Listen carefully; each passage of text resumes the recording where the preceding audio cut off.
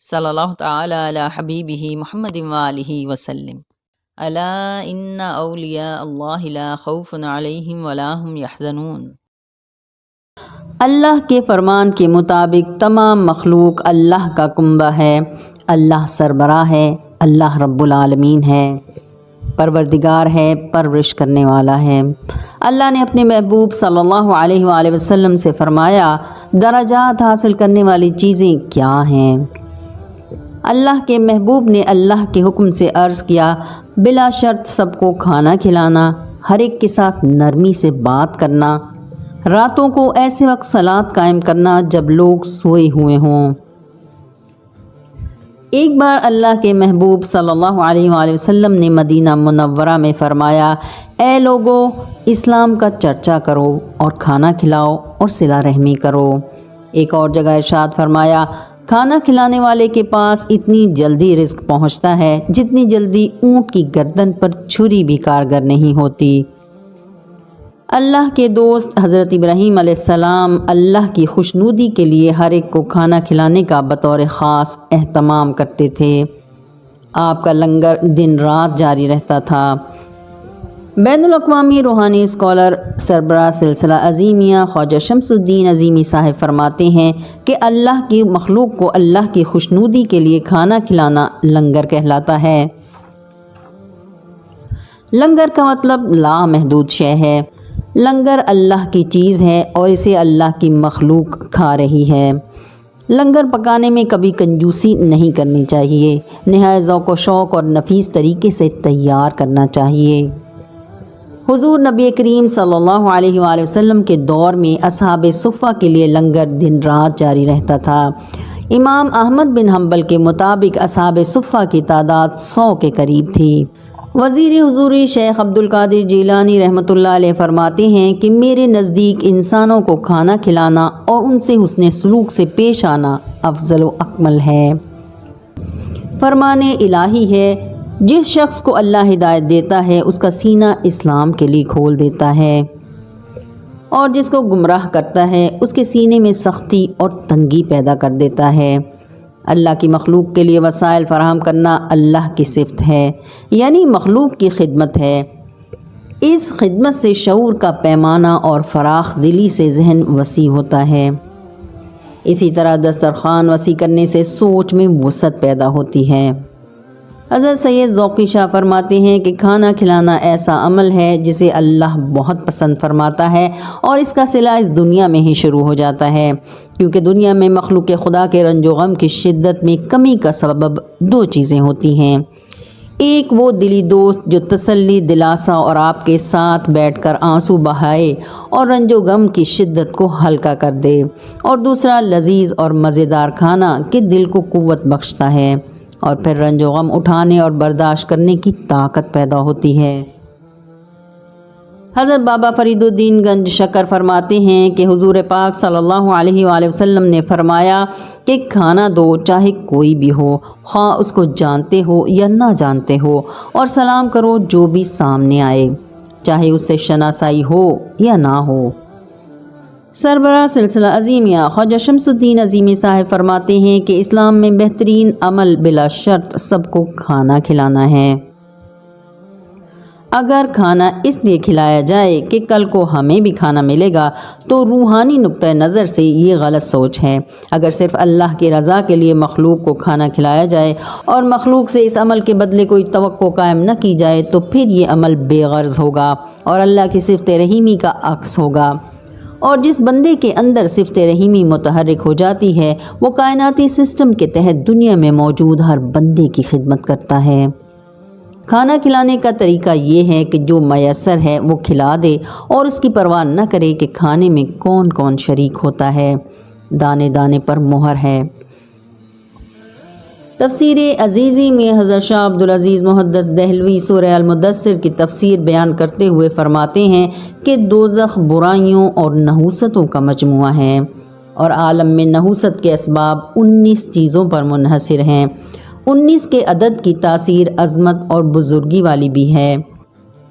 دوزخ کے ان 19 موکلوں سے نجات حاصل کرنے کا طریقہ یہ بھی ہے کہ کھانا کھلایا جائے، کھانا کھلانے میں بھی 19 چیزیں پائی جاتی ہیں۔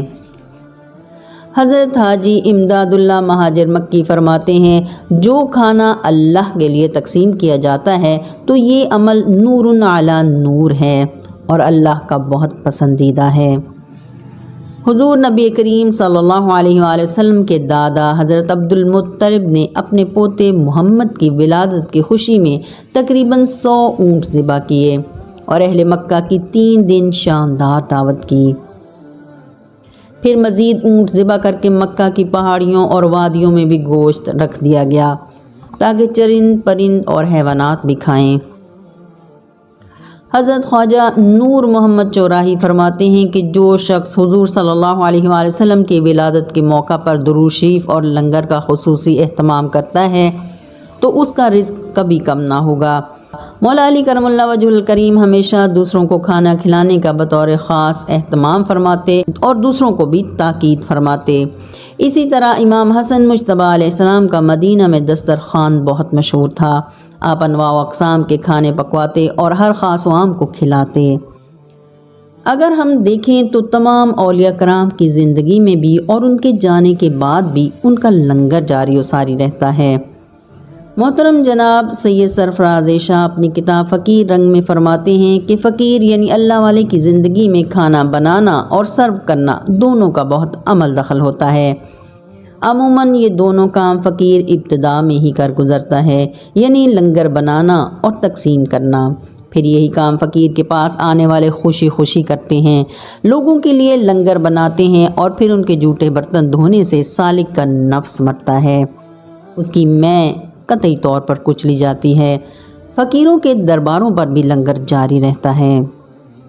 ہندوستان میں نائب رسول فی الہند حضرت خواجہ معین الدین چشتی اجمیری کی درگاہ پر دن رات لنگر جاری و ساری رہتا ہے اور پوری دنیا سے لوگ اجمیر شریف آتے ہیں۔